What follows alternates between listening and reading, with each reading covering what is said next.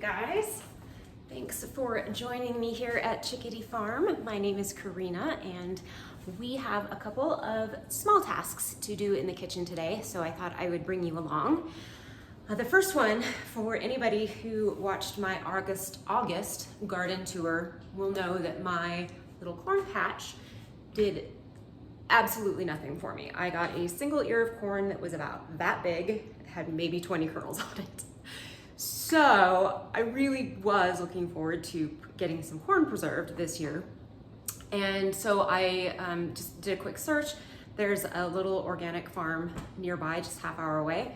And he had fresh corn right out of the field. So it was a really good price, organic, cheaper than you can get it, conventional corn, so non-organic corn at the store. So I jumped all over that. So I have 26-ish, I think he gave me more than 13 ears per bag, ears of corn to get shucked and kernels off into bags and into the freezer. However, the freezer is very full. So the other thing that I need to do is make a little bit of room. So I have a bag and like a quarter of cranberries that I've just had in the freezer since the last holiday season. So they really need to get used up anyway. So I'm gonna make a really simple cranberry orange sauce, and get that into jars so we can put it on the shelf and have room in the freezer for the corn. And that's it. I think those are the only tasks that we are going to hit today. So let's get to it. All right, I just got these oranges washed up because we are going to be using the zest from them. So definitely want them to be nice and clean. They are organic. I just ran to the store today and got them. Not the greatest oranges, but this is not the season for them, so not surprising. So the recipe that we're going to use for the cranberry sauce, so the ball book does have a recipe for it, but it's, oh here, let me look it up again. It has a lot of sugar. So for 8 cups of cranberries, it has 4 cups of sugar, and that's just way too sweet. We don't like our cranberry sauce that sweet. So I'm gonna cut the sugar pretty significantly, probably in half. And, but it shouldn't affect the safety of the recipe in any way, because cranberries are extremely acidic, so, and it will still have sugar in it. So I'm really not concerned, but let's get these guys cooking down on the stove. So I did give the cranberries a good wash as well. Now they're gonna stick together though, because they're mostly frozen, but I'm gonna measure out 8 cups. I actually might need to double this recipe.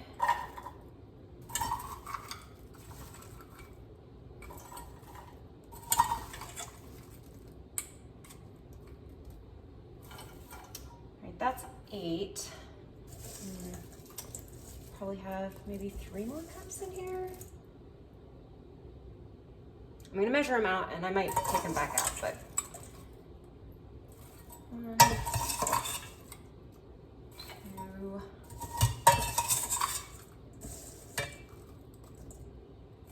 3,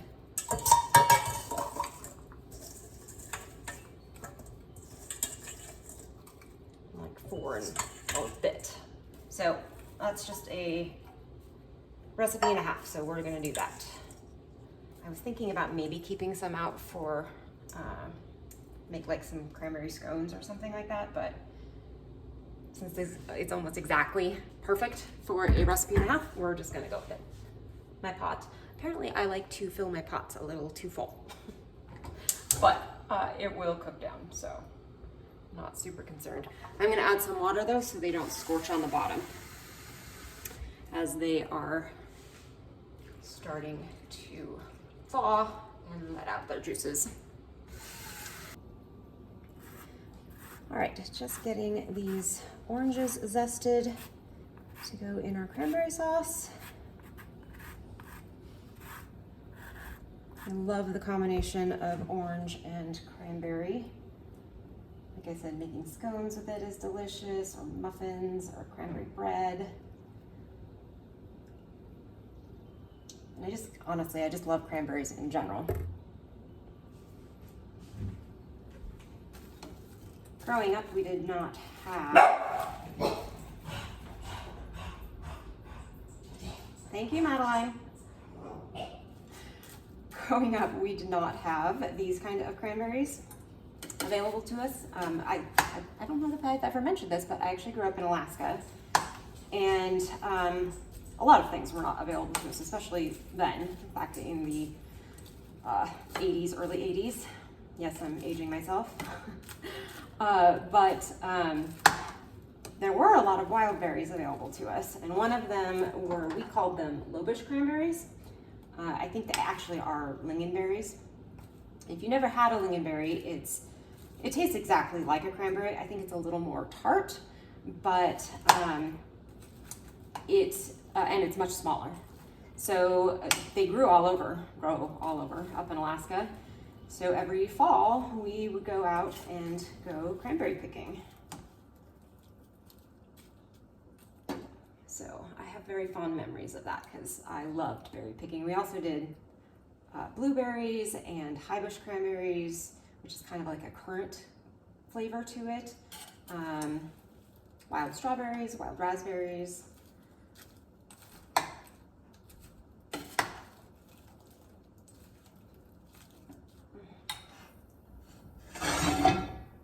Probably should have gotten a bigger pot for this.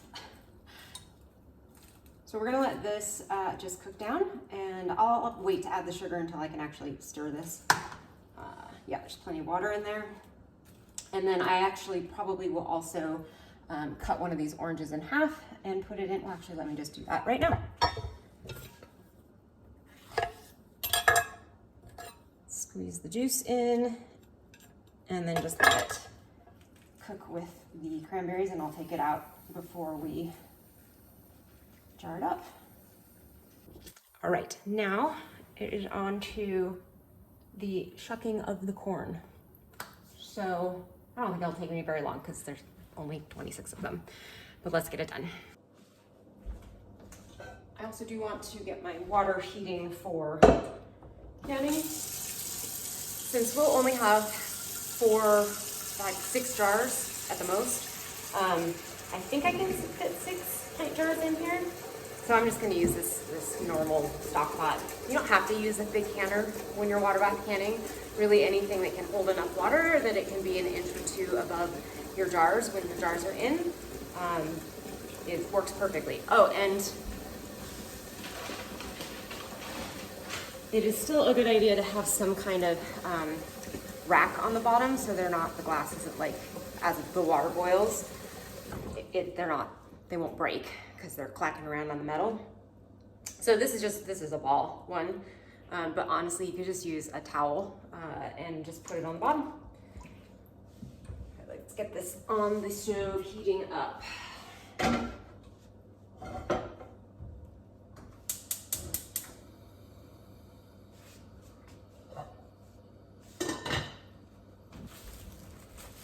now corn.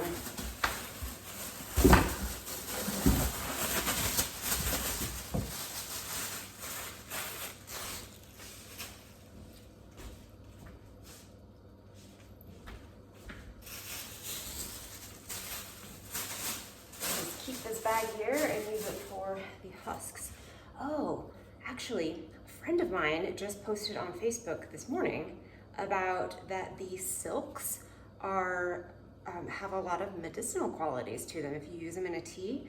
So I think I'm going to save some of them and dry them. It's kind of very fortuitous that she happened to post that today. I'd never heard that before. It's supposed to have really good anti-inflammatory properties. So I definitely will look it up and read more about it. And of course you don't want the kind of brown icky ones. But let's see, I should probably get a bowl to put these in. Well, let me grab a bowl. It'll be interesting. I also have heard, I'm in a canning group on Facebook as well. And because everybody is preserving corn right now, right? It's the season for it. And several people have talked about a corn jelly, corn cob jelly and corn cob syrup. And apparently the jelly is supposed to taste like honey. So that might be fun to do. So I think I'm gonna save some cobs. I should look up and see how many cobs you need to save. Where am I putting these? I guess in a pile over here.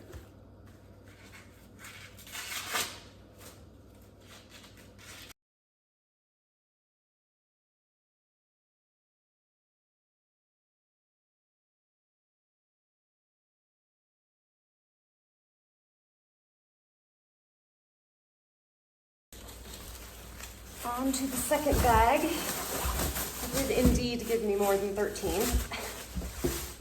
This one's, I think, even more than that. There were 16 here, but he very kindly went through them all. And I mean, like, some of them are really small, and some of them he actually cut the top off because they weren't good. But yeah, here's one that was like that. He just cut the tip of it off. So he didn't want me to, I don't know. It was very nice of him. So I have more, I have extra corn. All right, let's start with a new bag for the husks. And oh, let me show you the cranberries. They're looking and smelling delicious.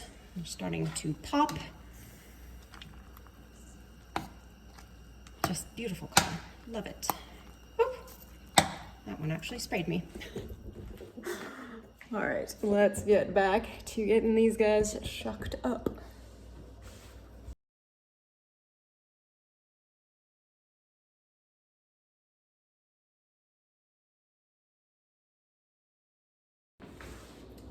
All right, down to my last two ears.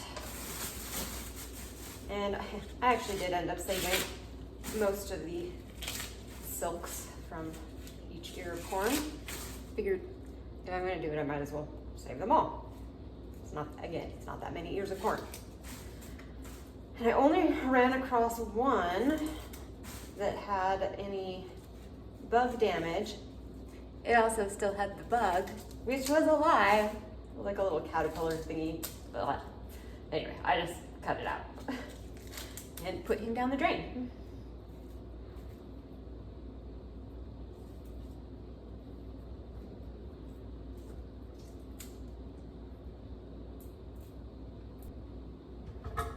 And our last one. Oh, this is a big guy. It was really interesting too, the bigger the ears of corn, the fewer silks they had. I'm sure there's a reason for that, but you'd think it would be the other way around. But all of the little ears, they had like gobs of silks.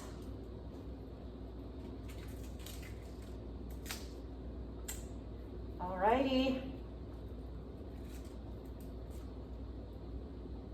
Now, the fun job of cutting all the kernels off. Husking is easy. Actually, so is cutting the kernels off. It just can be very messy. Even using all the tricks of the trade to make it not be messy. But let me get these over to the door because they will go out to the compost. The chickens won't eat this stuff, so I'll just put it on the actual compost pile. They will love the cobs though, the ones that I give them. Oh yeah, I forgot to tell you how many I actually ended up with. 1, 2, 3, 4, 5, 6, 7, 8, 9, 10, 11, 12, 13, 14, 15, 16, 17, 18, 19 this one. So, but there were quite a few smaller ears in this one. Well, I guess not, I don't know. Whatever, it is what it is. So I'm gonna get the setup ready to get all of these kernels off. I actually just remembered that I need to blanch this corn before I cut the kernels off. So luckily I have the hot water heating for the canning. So I'll just use that and dump it out afterwards and redo it. But it's already pretty much boiling, so it's perfect. So I will blanch them, I'll put them in boiling water for about 3 minutes, and then I'm gonna fill the sink with cold water, and we'll transfer it over there. And then once I can handle them, we will cut the kernels off. But I just wanted to show you too, these silks they're so cool. I don't know, I've never seen a big pile of silks like this, and they actually feel like silky. I don't know, it's kind of fun. Actually, also we need to add the sugar to our cranberry sauce. So let's do that really quickly first.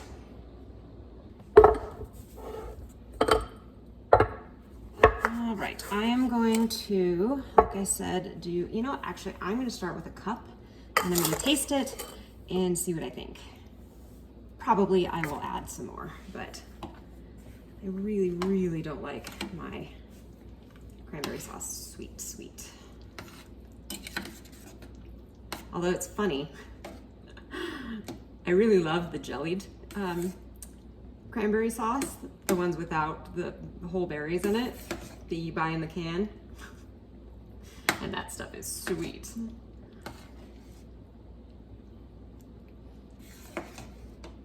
I did also put a, actually it's right there, a cinnamon stick in there to cook with it. But I will take that and the orange out before we jar them up. It does still need to cook down a little bit. Some of the berries are still whole and they haven't popped yet. So we want them all to be popped. I might have to go in and manually do it, but all right, so let me grab a spoon and see what we're thinking.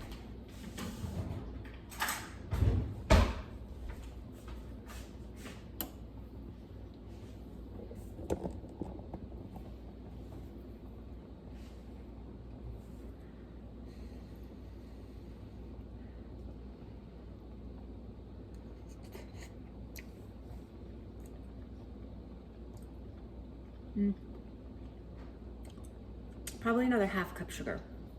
Oh my gosh, it's so good though. So good. Taste that orange. Just a hint of the cinnamon. I put a pretty small cinnamon stick in it because cinnamon can get overwhelming so fast. And I don't want it really strong, just a hint.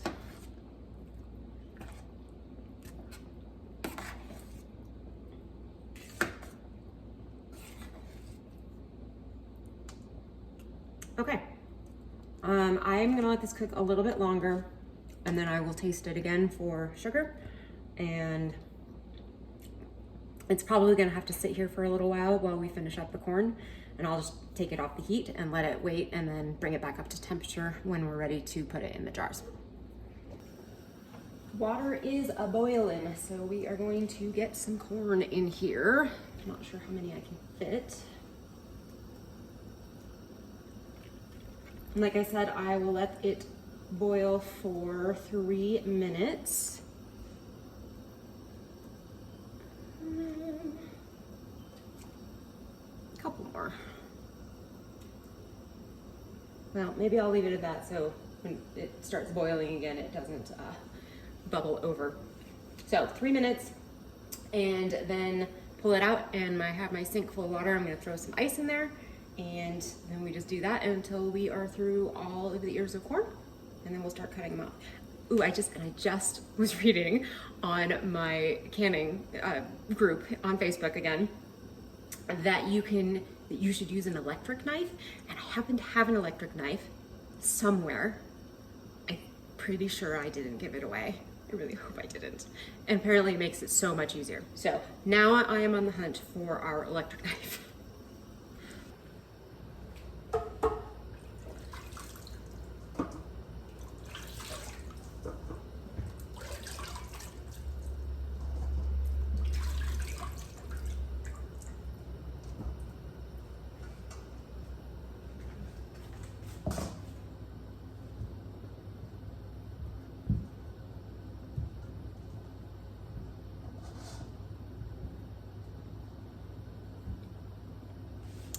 I have my last batch of corn in the pot doing its blanch in the heat, and then it will go in there. And I did find my electric knife, and it actually works. So that's very exciting. Well, we'll see if it's very exciting. I've never used an electric knife before, so, timer for the corn. Alexa, stop. Let's get that out of the pot. The trick for corn is a bowl and then a small bowl on the inside So you can just stand the corn up on end and slice it off, and then the bowl catches it. It's still messy and I'm still gonna get stuff everywhere, but it's a little less messy. All right, let's see how this goes.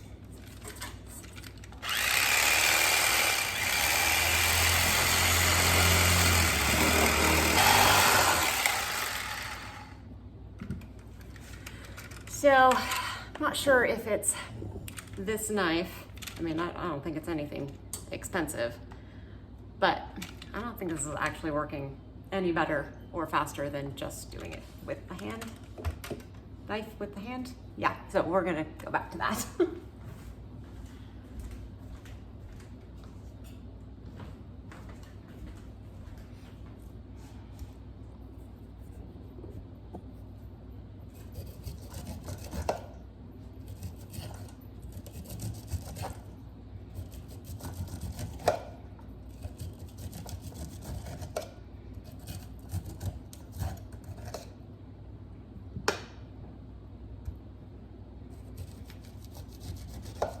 Yeah, this is much easier.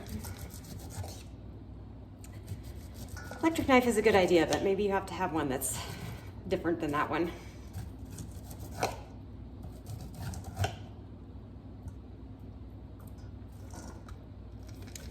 I do have to say, people that I've been watching, like Becky over at Acre Homestead, she just did all of her corn processing.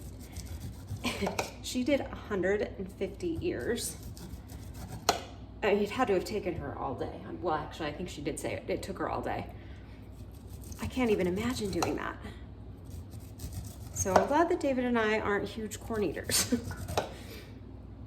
I figure that we probably go through about 3, maybe 4 of the bags from the grocery store, which are 16 ounces or basically a pound. So that's kind of what I'm aiming for. We shall see. It of course is very hard to determine what kind of weight you're gonna get off because each ear is different. I mean, even the kernels on each ear are gonna be different.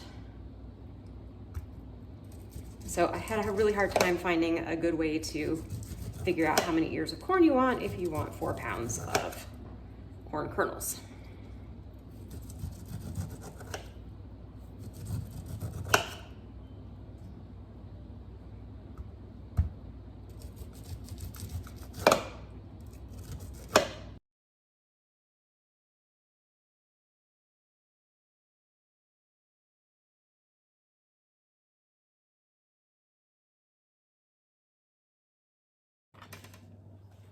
Down to my last couple, just the ones that were in the sink.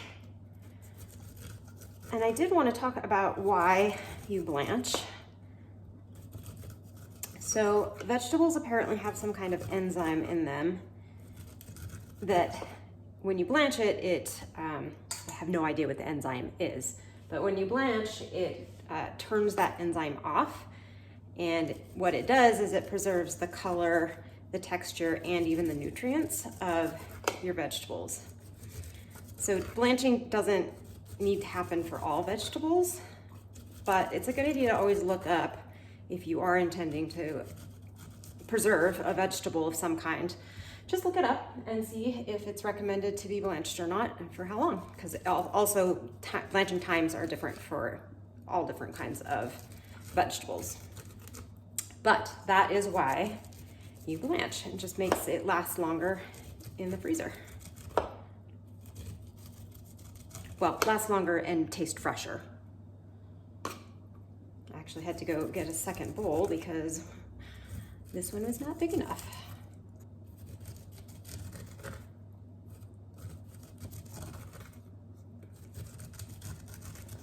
Alrighty, that's the last one.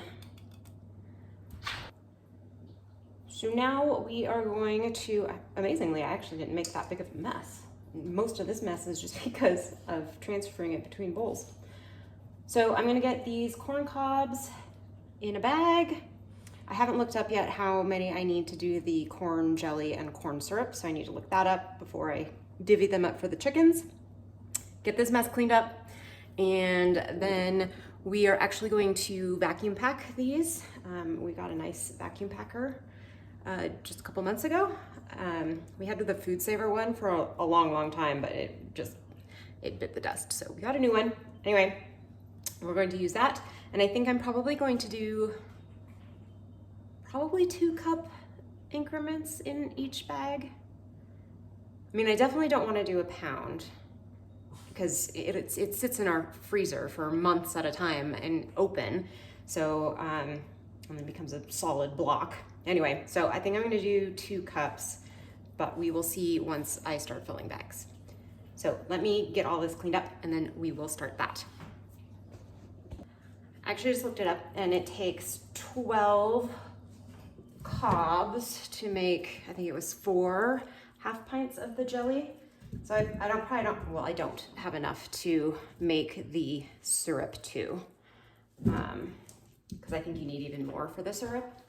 But it's very interesting. All you do is you cut them up. Oh my goodness, they're hard to cut. And put them in a pot with water. Boil it for a while. And oh my goodness.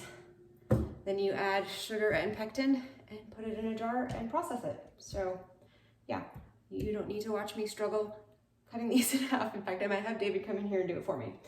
Yeah, in fact, I definitely am going to do that. And he refuses to be on film, so you will not be seeing any more of the corn cob cutting. But I will show you the rest of it. All right, let me go grab him. So I just did a little bit of playing around with how big of bags I have to make because I just have rolls and you cut it and then you seal one end, fill it, and then seal the other end. So I needed to know how big to make my bags. This one I already had made from another thing that I'd done, and it's a little too big. This is 2 cups. Oh, and by the way, I'm gonna have way more than 4 pounds of corn. Well, definitely I'll have 4 pounds, maybe not way more. Anyway, so this is 2 cups, and a pound is about 4.5 cups of corn. I just weighed it out. So anyway, I'm gonna make bags that are like about this big. So I'm gonna do that now, and then we'll start getting them filled. I have no idea how many bags I'm gonna need. Probably 10, something like that. Yeah, all right, so. Well, that was an interesting experience. The Food Saver bags, yeah. I don't know, they just don't, it's too much heat for them. So I started taking them off at like just a couple seconds instead of the whole time that the other bags take. But what's funny is these bags feel much thinner than these. So that's just so weird. Anyway, I think I'm gonna have to actually order more of the Nesco brand bags. But I'm gonna fill these. I did 8, so I'm gonna fill them, and then we will start getting them pressure sealed. So get all the air taken out and sealed.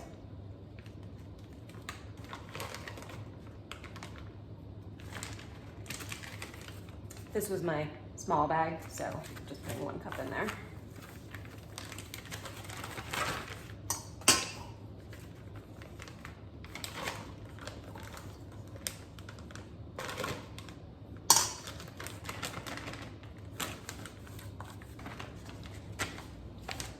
What I'm learning is don't be chintzy with your bag size because it just makes your life really difficult.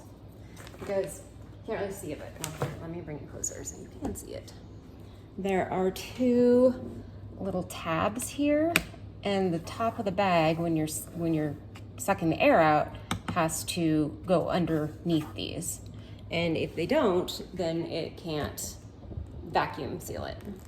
So, and then it's easiest when you can just set the bag down on the counter and it reaches, but like this doesn't reach because I made it too small.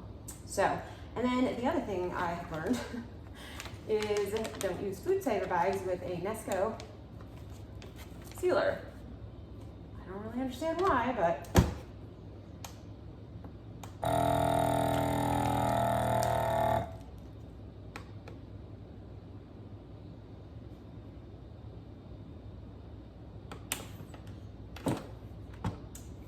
it just is not ideal.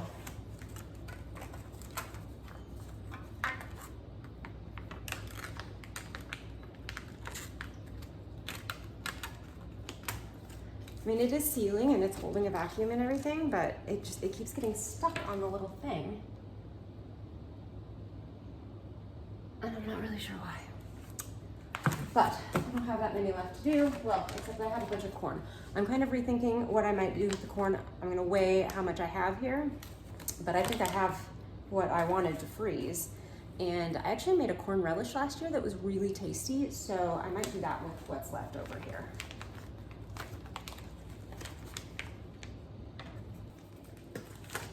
Going to weigh what we have here.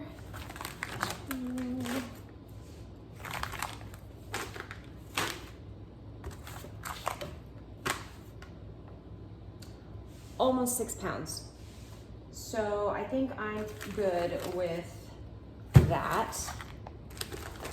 Because I can't imagine us going through more corn than that in a year. All right, so I guess I'm gonna add to my little list of things to do today. We're gonna make some corn relish. Ooh. I think I have all the ingredients for it, so just need peppers, onion, and cilantro. And I have all of those, I'm pretty sure. But I will need to check. First, however, we are going to get the cranberry sauce jarred up and canned, and at least get one thing crossed off our list.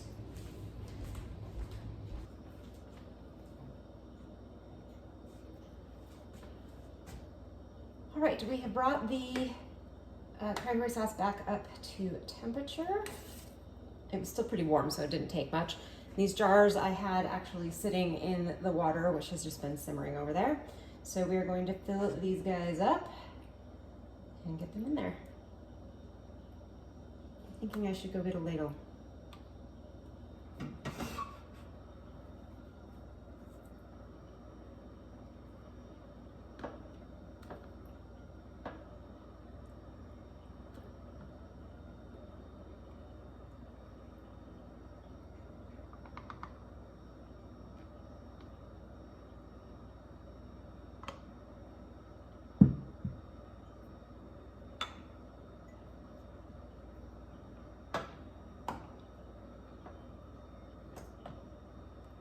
I'm sure I have enough to fill another pint jar, but I kind of want to have a couple that are smaller. So do a couple half pints here.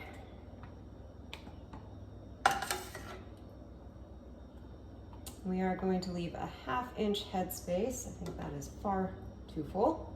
I will fix it in a second.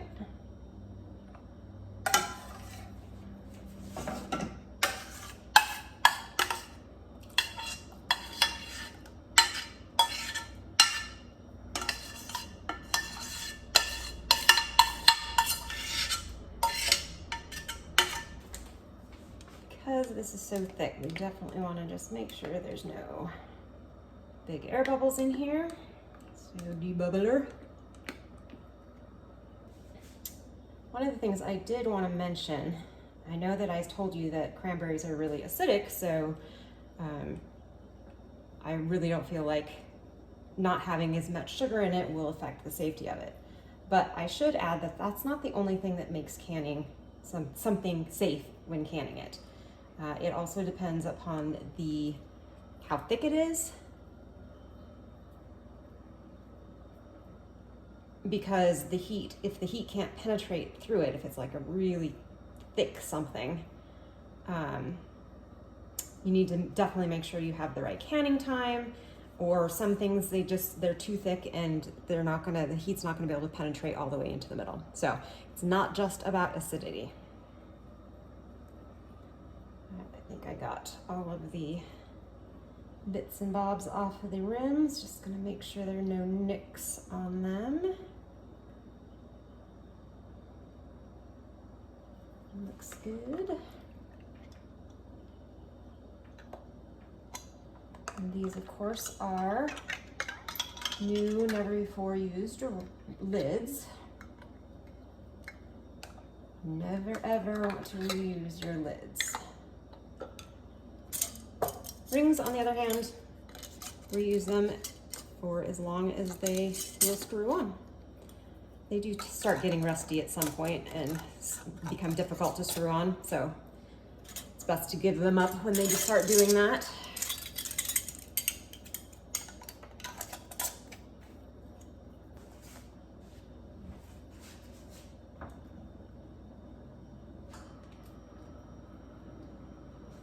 Yep, we are good. Squeeze this guy in there. It looks like this needs to process for 15 minutes. So we'll add 10 and do 25. And as soon as this comes to a boil, I will set a timer for 25 minutes. And I'm just seeing there is another recipe right underneath the one that we just did called cranberry rum sauce that sounds delicious. But I would have needed apples, so it's fine. Just regular cranberry sauce is fine. We can do this when cranberries come back in season, which should be shortly here. All right, I think, I'm not sure what I'm gonna do with that corn yet. It's almost, oh, actually it's after 4 o'clock now. And the corn will take a while. All right, well, let's let this get done, and then I will decide if I want to do the corn tomorrow or if I'm gonna power through. Timer has gone off. It's time to get them out of the canner. Might be a little challenging,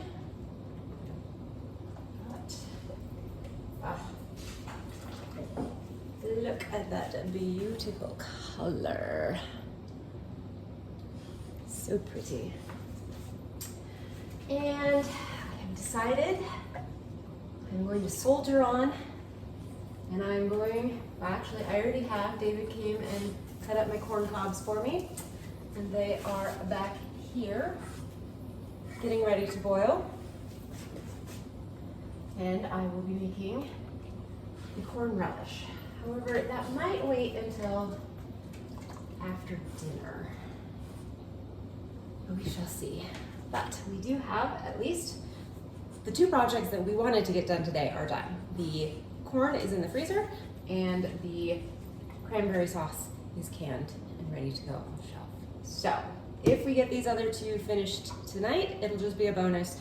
Otherwise, we'll just do them tomorrow and call it a day. All right, you guys, I have decided I'm going to call it. We had some dinner, and I'm just not feeling like getting back in the kitchen and finishing up the corn projects, which weren't on my list today anyway. So I feel like that's all right. So heading out to the garden now to dump off the corn husks into the compost pile, check on the girls, check on the garden, and shut everything up for the night. I hope you had a great time with me today. I had a blast, and I can't wait to see you next time. Just one last bit. What a beautiful sunset tonight. Just gorgeous.